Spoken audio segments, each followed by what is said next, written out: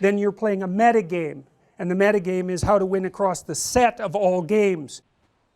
Welcome everyone. I'm taking things into uncharted territory today. I'm Navetz, and on behalf of myself, my esports team, the Sploush Troupe, and with the help of world-renowned psychologist Jordan Peterson, this video will explore the metagame in pubs and the pro scene.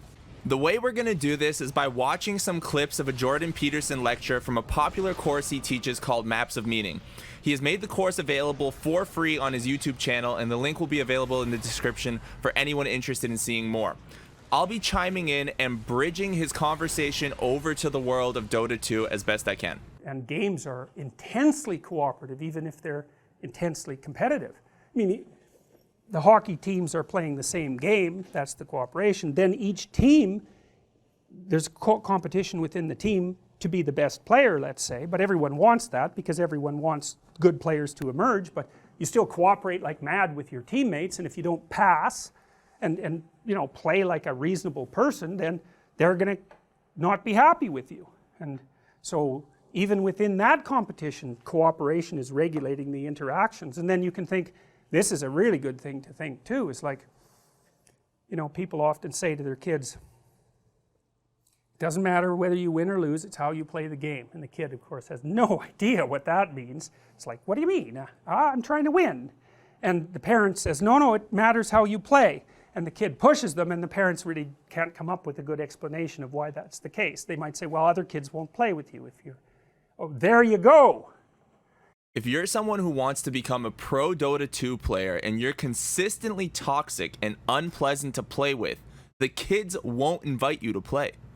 It's not always the case that good players are well-mannered, but making friends is a part of the pro game whether you like it or not. Outliers exist in which some toxic players are so good that people will put up with them, but you better be really good, and you better hope that your teammates don't find someone even close to your level, because they'll replace you in a heartbeat. This is something to think about. So there's a game and there's a victory within the game, but then there's the set of all games, and there's victory across the set of all games. And the victory that you attain across the set of all games isn't winning all the games, it's being invited to play all the games. And so if you play fair, then you're playing a metagame, and the metagame is how to win across the set of all games. And so if you teach your child how to behave properly, then they always get invited to play, and that makes them winners. And that's that. To reiterate, the metagame is how to win across the set of all games. In Dota 2 terms, this means that the metagame is a strategy for how to play in a way that will help you win more than you lose. Different strategies will emerge over time as the meta shifts and people adapt to the way that others are currently playing the game. To put it simply, the metagame is kind of like the popular way to play the game at the moment because it's been producing more victories than losses.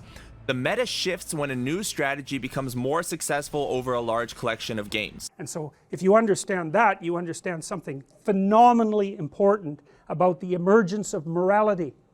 You know, because people, moral relativists in particular, think that morality is relative, you know, and of course human beings are diverse, just like languages are diverse, and there's more than one playable game, but there's not really more than one playable metagame. It's like you're either the kind of person that other people want to play with, or you're not. And if you're not the kind of person that other people want to play with, then you're a loser. It's as simple as that. And that's true of all cultures. They might be playing different individual games within their culture, undoubtedly they are. But the set of all games that they play is still common across cultures. That's part of what makes us human. And then you could say as well, we're actually evolved to detect people who are good at playing the set of all possible games. And we actually know that. That's not theoretical. We know, for example, some things are easy to remember and some things are hard to remember, you know. Here's something that's easy to remember. You play with someone and they cheat. Man, you will remember that. That's like in your mind. That's not going anywhere. And so you're great at detecting cheaters, and you remember. And that's because you can't trust a cheater, and you shouldn't invite a cheater to play a game with you because they might cheat. And so that's part of the innate morality system. You remember cheaters because they aren't good at playing the metagame. You know what else you don't forget? a feeder, especially in the Immortal bracket where you start seeing a lot of the same players.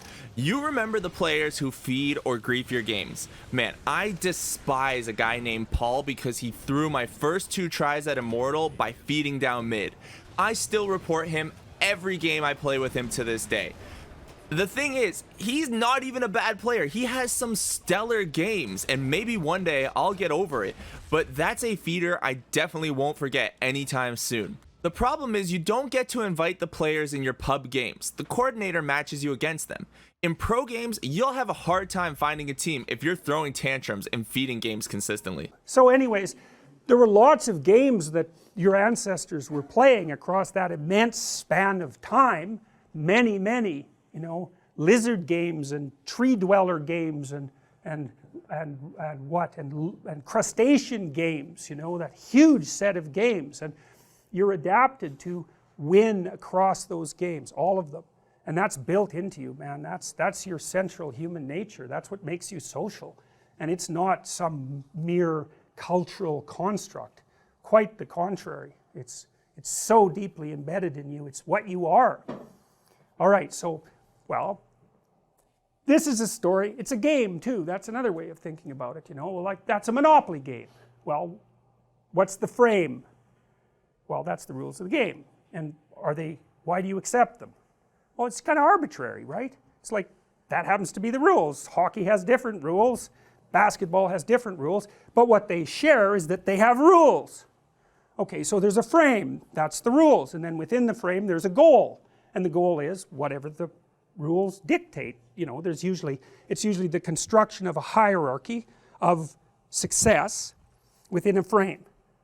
And so that's what you play. And so you play Monopoly, and it's like, well, we'll accept the rules, that's the social contract, and then we'll each try to win, and that'll be fun. We find that amusing. And if you lose, what do you say? Well, you say, well, there's always another game. And so that's great. So if you have that attitude and you play fair, then it doesn't matter that much that whether you win or lose, although you still want to try to win because otherwise you're not a good player, but you accept defeat gracefully because you can play again. And you'll win some and you'll lose some, and so that's not so bad, you know. And even if you lose, well, maybe you learn something, and you're doing a lot more than one thing while you're playing Monopoly. You know, you're having a conversation and learning how to interact with people and learning how to regulate your emotions. And so even if you lose, if you have any sense, you win. Jordan Peterson asked, what's the frame? What are the rules of hockey? This question's significantly more complex for Dota 2. What are the rules to Dota 2? How do you construct the hierarchy of success for a Dota 2 game? Well, to put it simply, it's something like kill the enemy heroes more often than they kill you, try to take their objectives before they take yours, aim to control more of the map than the enemy can control, and I guess try to farm more gold than the enemy so you have better items. It'll still take you thousands of hours of game time to feel like you understand what's happening during a Dota 2 game. So, as Peterson said, when you're playing, you're doing more than one thing. Cooperating, regulating emotions. Even if you lose, maybe you'll learn something. And if you learn something, you'll win more games over the set of all games, the metagame. Thank you for watching, everyone. This is my first time making some content like this, so I would love to get some feedback. On behalf of myself and my team, the Sploush Troupe, and with the help of Jordan Peterson, that was the metagame Dota 2. Hopefully that was kind of insightful and fun. Until next time, guys, one love.